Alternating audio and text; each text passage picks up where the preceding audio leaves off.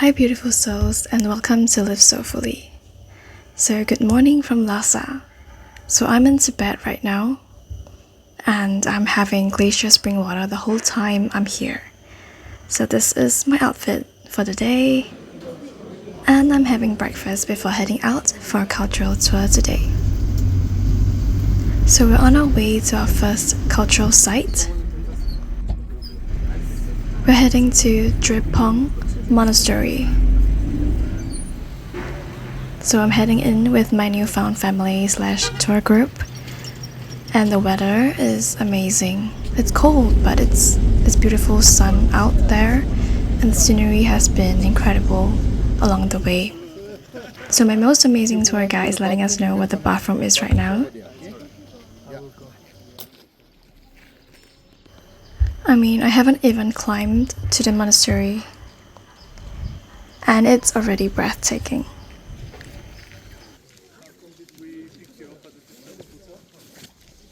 I booked another tour.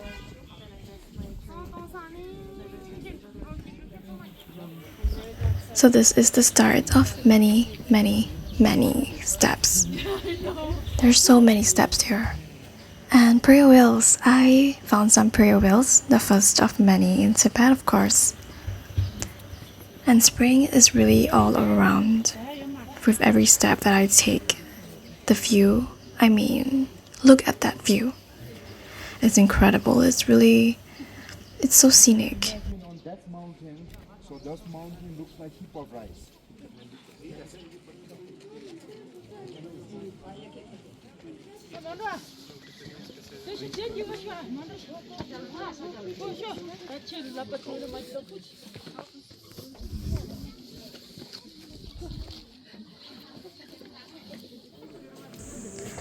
And I always gotta spin prayer wheels when I see them. It's like something I have to do. It's for good luck, it's for fortune, and there's just something about them, you know. It's just so beautiful, it's so sacred.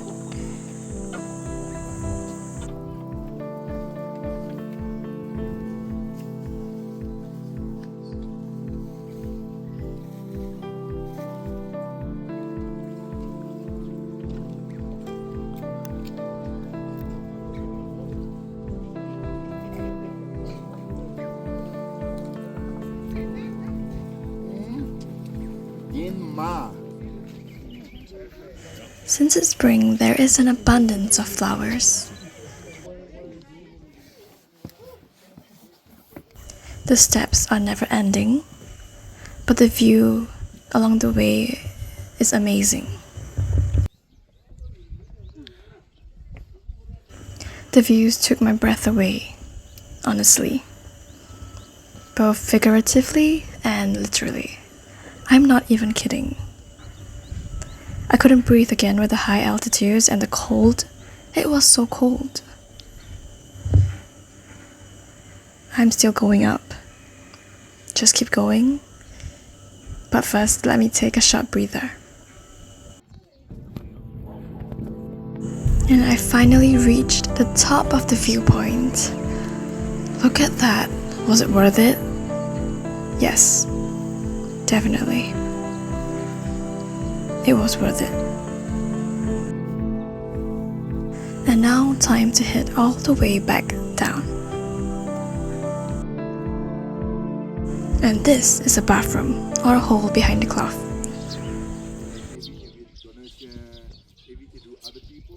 The birds chirp so loudly, clearly, and happily here. It's honestly pretty incredible. The bird song. It's amazing. And look at that. Of course, I got distracted by that cute dog.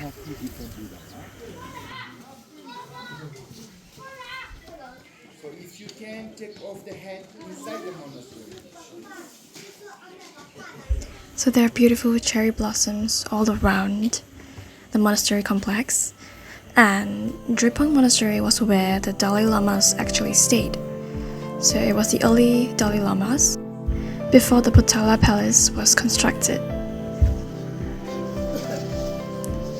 So it's also the largest monastery in Tibet.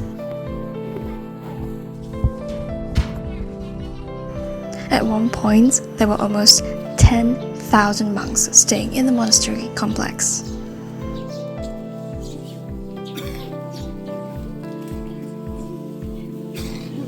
And there is beautiful evidence of spring all around. Next, they have a place to sleep. The birdsong sounds so healing. And the colors of the flowers and the leaves, the branches, the trees itself, it's so beautiful. And the architecture and design are also so culturally stunning. Look at the colors. It's great weather.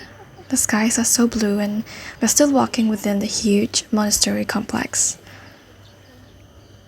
There's so much to learn and explore, and this is Potala Palace.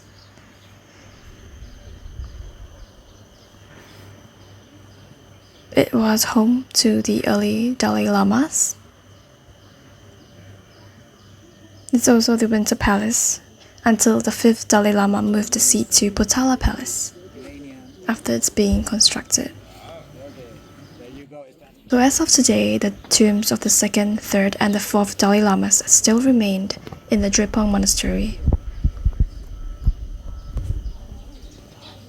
I also found 2 gorgeous cats, just relaxing.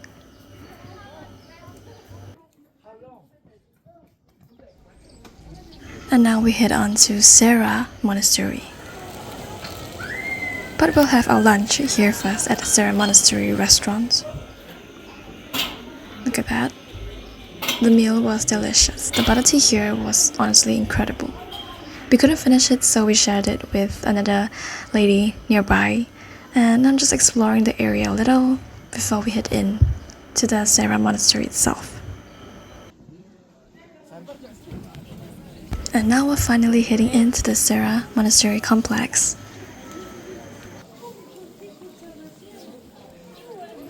It is also one of the largest and oldest monasteries in Lhasa.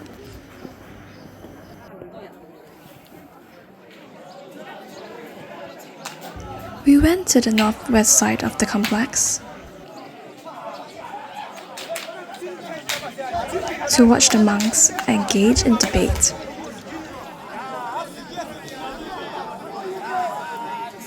Debates are an important part of the Buddhism study. They enable the monks to practice what they have learned in the text and in theory. And I also found 2 cute dogs here as well. Cameras are not allowed here, but the phones are.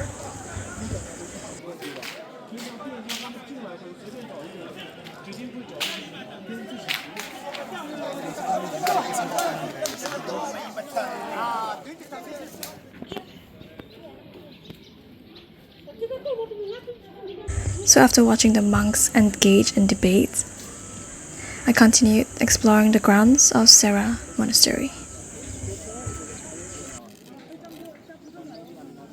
And there's just really so much to take in. It's the history, the culture, the art, the paintings, the architecture. It's just so fascinating to learn more about the Tibetan culture and to learn more about Buddhism studies and how it works and how their monasteries are made and the history and the culture of the Tibetan people themselves.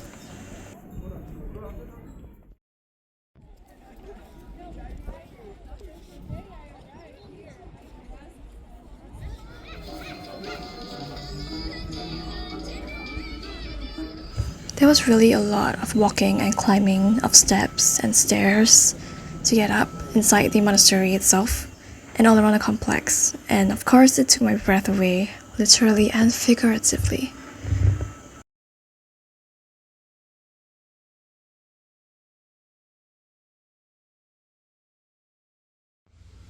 So I decided to make a very random decision in Lhasa and decided to do my hair in Tibet. And I'm finally having dinner after doing my hair for like 3 hours in the salon, but they were incredible. And the portion of the noodles was huge, but it was amazing. So it's another early morning in Lhasa. And this is my outfit today. The weather is getting colder, so I got a down jacket on. And I love their breakfast here and the variety that they have in the restaurant. And the view while I'm having breakfast. It's so pretty. So here's a distant view of the Potala Palace. I'm embarking on another cultural tour today, and I'm very excited for it.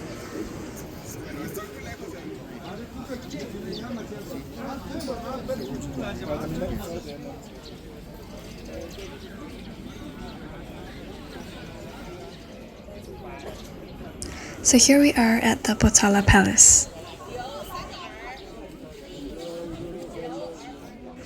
It is the highest palace in the world at 3,700 meters, which is like almost 12,000 feet. And it also serves as the winter palace of the Dalai Lamas since the 17th century. Again, never-ending steps to climb.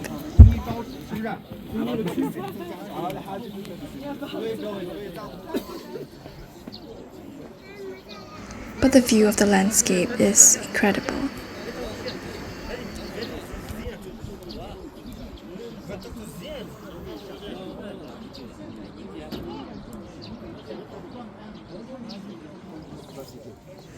The Potala Palace is also a UNESCO World Heritage Site. So there is a white palace and a red palace within the grounds.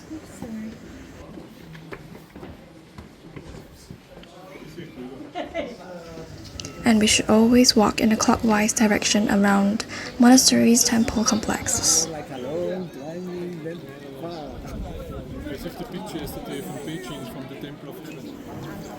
And there is a very long queue here, look at that.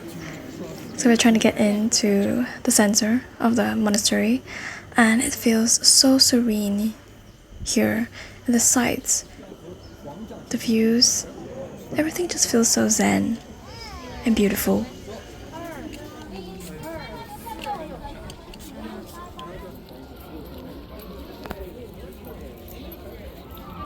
And here we have more signs of spring. The yellow is amazing. And there's community engaging in dance, so they are happily singing and dancing together. And now it's time for lunch at a restaurant. And of course, my hilarious new friend jogging with me in the audio. So this is masala chai. It was good, actually.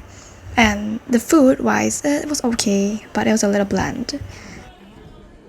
Before the day ends, we headed on to Jong Temple. So it's located in the heart of Lhasa's old town. And here we see believers engaging in prostrations as a sign of respect to Buddha. So Jong Temple is one of the most important religious sites in Lhasa. It is also one of the UNESCO World Cultural Heritage Sites.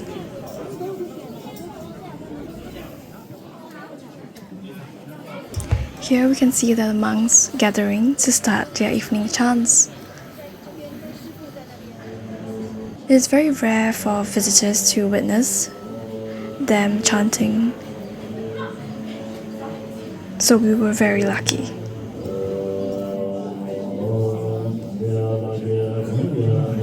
And the monks usually chant and pray for world peace and stability.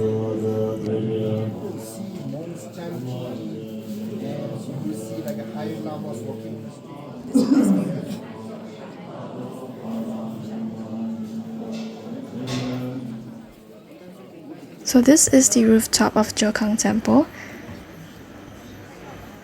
and it's only 4 stories high, and it's the maximum height for all buildings in central Lhasa, so everyone can see the rooftop of Jong Temple.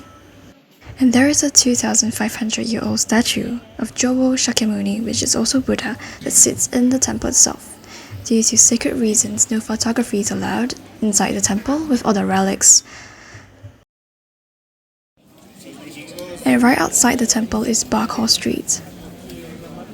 So it's a well-known circumambulation, which is a Kora route, and it's a shopping street as well. I also found the highest KFC in the world. Literally.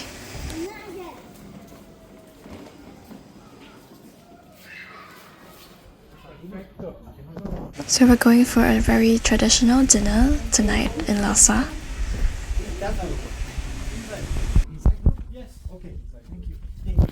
Inside, you can see it. It's so beautiful in here and so traditional, and you can really see the culture and the colors.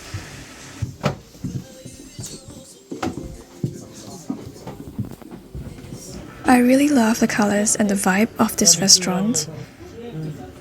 The ambience is great.